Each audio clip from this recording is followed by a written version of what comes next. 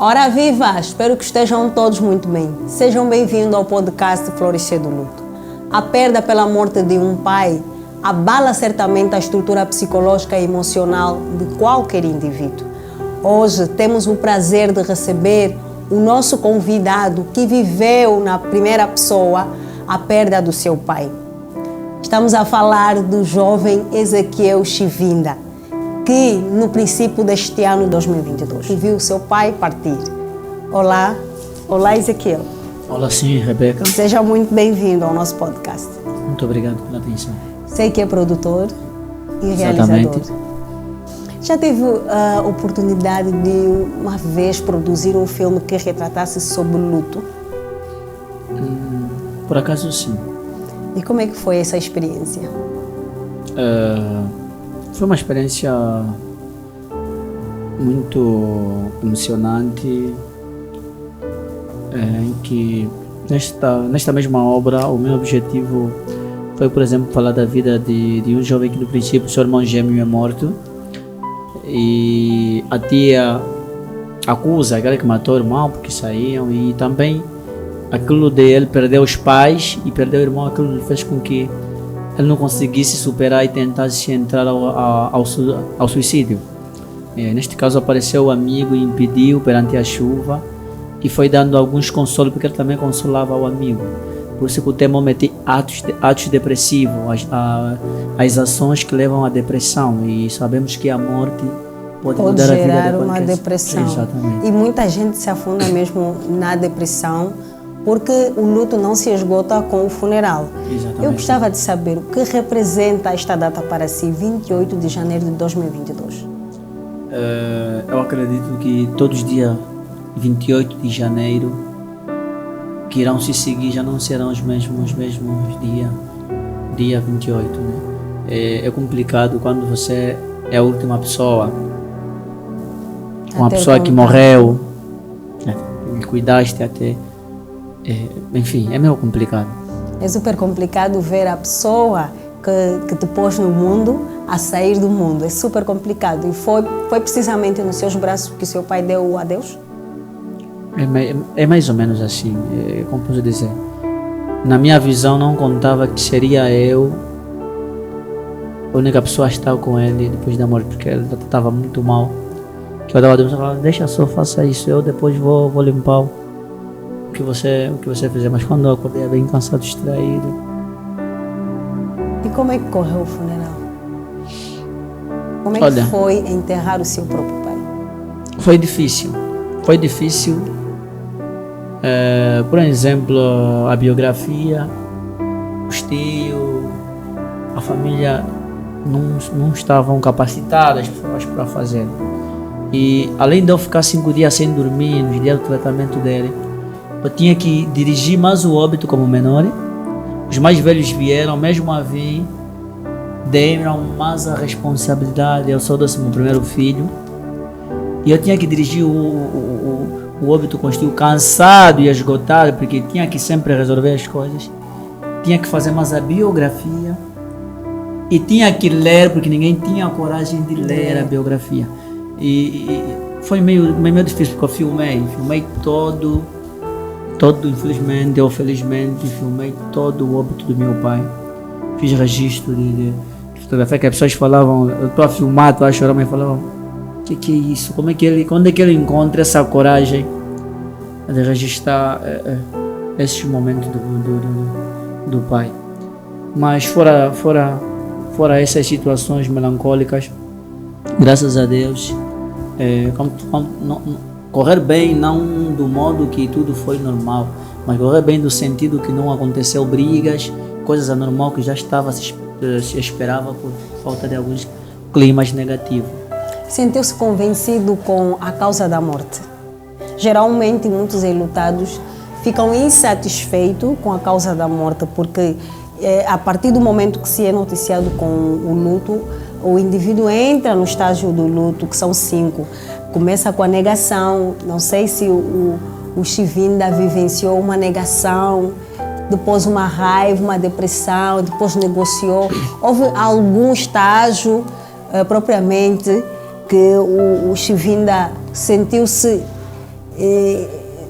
não sentiu-se convencido com a causa da morte, porque isso geralmente os enlutados ligam, relacionam muito. Eu não me sinto suficientemente convencido com a causa da morte. Talvez possa ser depois, mas eu sou uma pessoa muito real e acredito que as coisas acontecem. E eu acreditei pelo sofrimento que ele passou, pelo facto dele passar, eu orava, e a última vez que eu orei, eu me senti como se fosse, quando Deus disse, terás alívio, eu senti como se uma resposta de Deus, a oração, a última, era como se fosse que Deus não recebeu de uma forma dele fazer viver, mas recebeu de uma forma que diz, parou, a ficha caiu. E quando ele morreu, não entrei, acreditei sim, porque até eu e o próprio doutor tínhamos que amarrar o corpo, pegamos o corpo e tínhamos que meter para casa de banho, e eu tinha que ficar das 2 e tal até as 4 ou 5 acordado, para podermos contactar um motoqueiro para ter que levar o meu pai à morgue. São poucos que têm essa coragem. Nem imagina a coragem que tive, mas tive. Onde é que foi buscar essa força?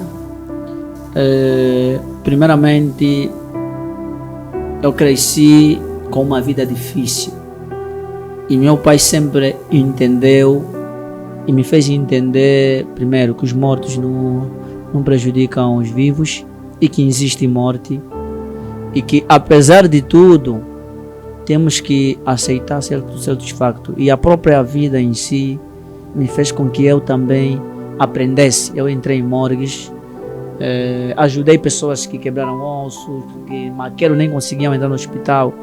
Eu sempre cresci muito solidário, ajudar as pessoas, e nunca tive medo, perdi o medo. Eu posso entrar no morgue, eu durmo à vontade. Então talvez seja porque que Deus enviou-me para estar ao lado dele, pela coragem que eu tinha.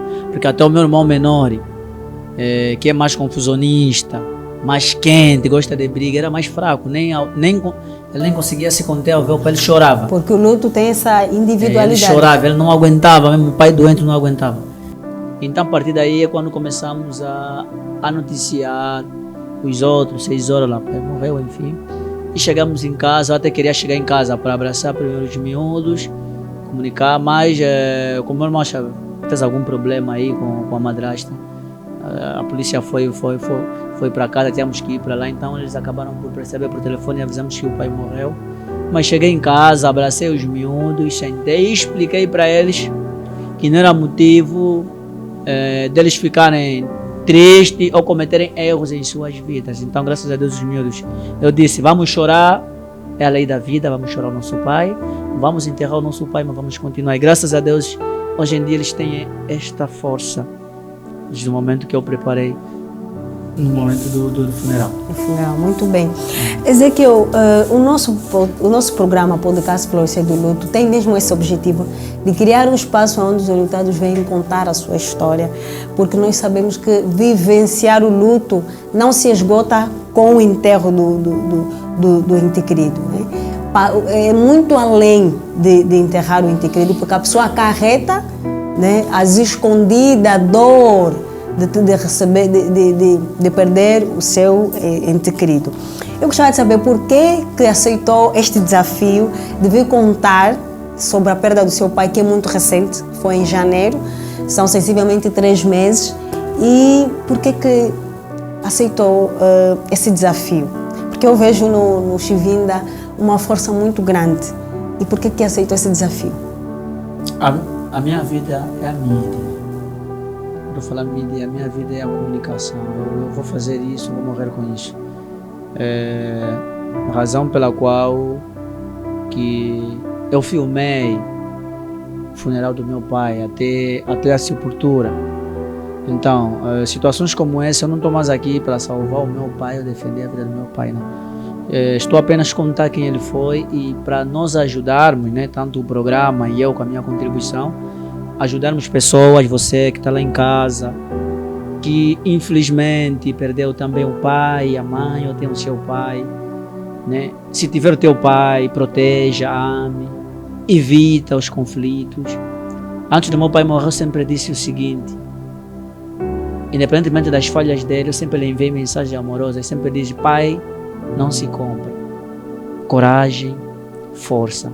Eu vim aqui para nos proporcionarmos as nossas dores e acreditamos que a vida ainda há solução. Por isso é que este programa, acredito eu, que foi criado para nós, para você que está aí em casa, para mantermos a afinidade e podemos continuar a contar a história dos nossos entes queridos.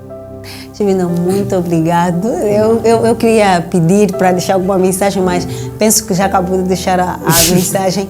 Obrigada por ter aceito o nosso desafio. É isso que nós queremos mesmo, ajudar outras pessoas que estão acometidas com algum luto, quer físico ou simbólico. Obrigada mesmo. Sem problema.